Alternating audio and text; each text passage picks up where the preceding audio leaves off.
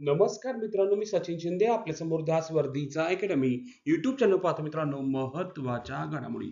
मित्रांनो, आज तारीख आहे 26 जून 2026 आणि सर्वात प्रथम मी असं करतो, 26 जून हा दिवस आपण छत्रपती शाहू महाराज यांच्या जयंतीनिमित्त सर्व स्पर्धा परीक्षा करणाऱ्या विद्यार्थ्यांना, मित्रांना शुभेच्छा देतोय. ठीक आहे, आपण सुरू करूया आजचे महत्त्वाचे 12 प्रश्न. दररोज सकाळी 6:30 वाजता पाहत असतो. कोणतीही स्पर्धा परीक्षा असू दे, चालू घडामोडी हा खूप विषय महत्त्वाचा असतो.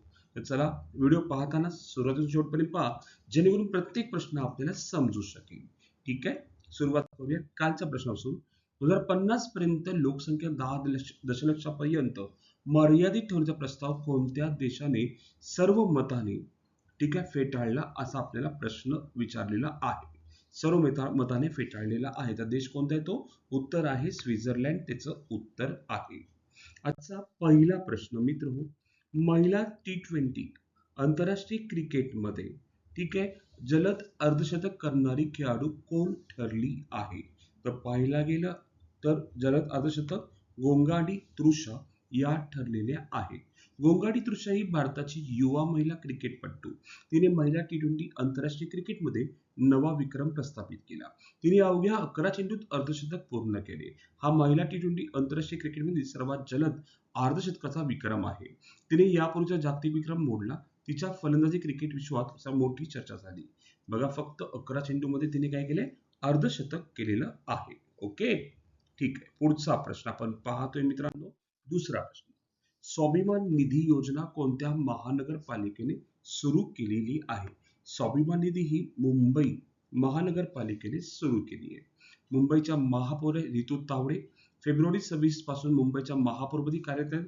त्या मुंबईच्या 78व्या महापौर आहेत. कितव्या? 78व्या महापौर आहेत. महानगरपालिका आयुक्त अश्विनी भिडे आहेत, लक्षात ठेवा. एप्रिल 26 मध्ये मुंबई महानगरपालिकेच्या आयुक्तपदी नियुक्त झालेल्या पहिल्या महिला आयुक्त आहेत. फर्स्ट महिला आहेत, लक्षात ठेवा, अश्विनी भिडे. हे सुद्धा आपल्याला माहित असणं तितकंच महत्वाचं आहे. नेक्स्ट क्वेश्चन, तिसरा, नुकताच GI मान्यता मिळालेली मुंडा जेलबरी कोणत्या राज्याची आहे? मुंडा जेलबरी म्हटलं तर मुंडा शब्द हा वापरला गेला तर ऑब्विसली उत्तर आहे झारखंड राज्याचं आहे. कुणाचे? GI मान्यता मिळालेली मुंडा जेलबरी राजस्थान राज्याची पारंपरिक उत्पादन आहे. चौथा प्रश्न, नुकताच वर्षातील सर्वोत्कृष्ट पुरुष खेळाडूचा पुरस्कार कोणाला प्रदान करण्यात आला आहे? प्रश्न खूप सुंदर आहे. नुकताच वर्षातील सर्वोत्कृष्ट पुरुष खेळाडूचा पुरस्कार कोणाला प्रदान करण्यात आलेला आहे? त्याचं उत्तर आहे नीरज चोप्रा यांना हा पुरस्कार प्रदान करण्यात आलेला आहे. उत्तर काय? नीरज चोप्रा. भारताचा एकदम म्हणजे प्रतिष्ठित कोण भालाफेक पट्टू आहे, ज्यांनी ऑलिम्पिकमध्ये पदक मिळवून दिलेलं आहे. पाचवा प्रश्न, आशियाई विकास बँकेचे नवीन कार्यालय कोणत्या देशात सुरू होणार आहे? पाहायला गेलं आशिया विकास बँकेचं पाहायला गेलं तर भारत देशात ते सुरू होणार आहे. एडीबीचा पूर्ण नेम एशियन डेव्हलपमेंट बँक. स्थापना झाली 1966. मुख्यालय आहे मनिला, फिलिपाईन्स. ही संस्था आशियाई प्रशांत प्रदेशातील विकासासाठी कार्य करते. भारत हा एडीबीचा महत्वाचा सदस्य देश आहे.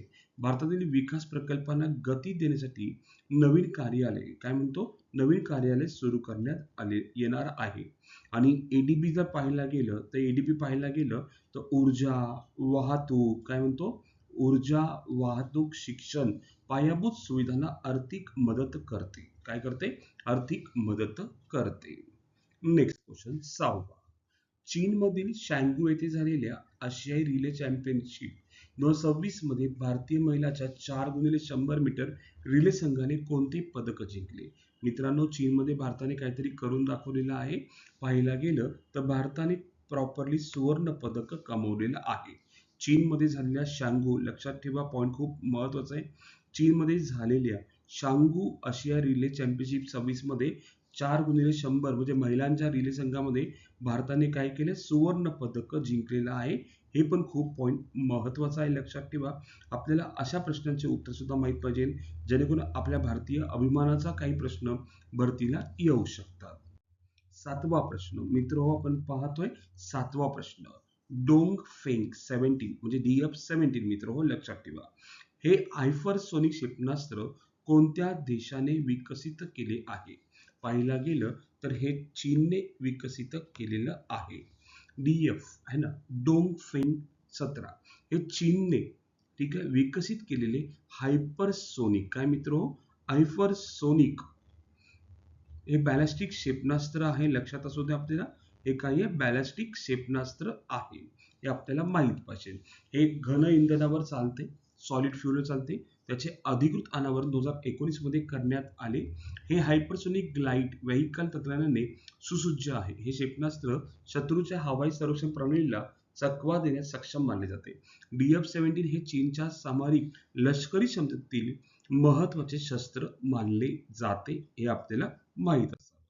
8वा प्रश्न, भौतिकशास्त्रातील 2025 चा उल्फ पुरस्काराचे विजेते सैद्धांतिक भौतिकशास्त्रज्ञ जैनेंद्र के जैन यांचा जन्म भारतातील कोणत्या राज्यात झाला? आता सध्या त्यांना उल्फ पुरस्कार मिळाला, आपण हा प्रश्न घेतलेला आहे. तर ते राजस्थान राज्यात त्यांचा जन्म झालेला आहे. इन डिटेल पाहूया.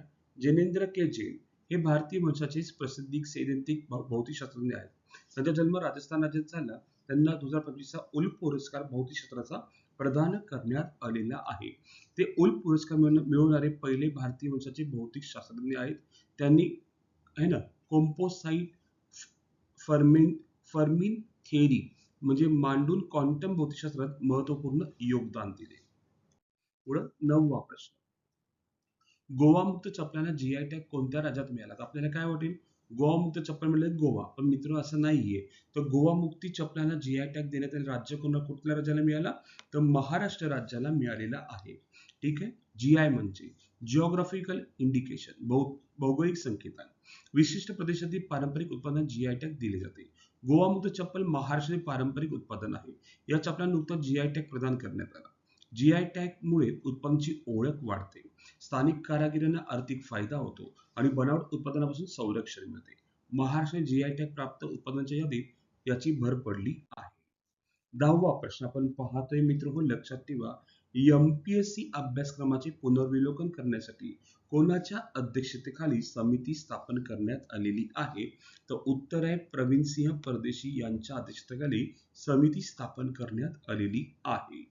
11वा प्रश्न, लोकसभा अध्यक्ष ओम बिर्ला यांनी उद्घाटन केलेला कार्यक्रम कोणता आहे?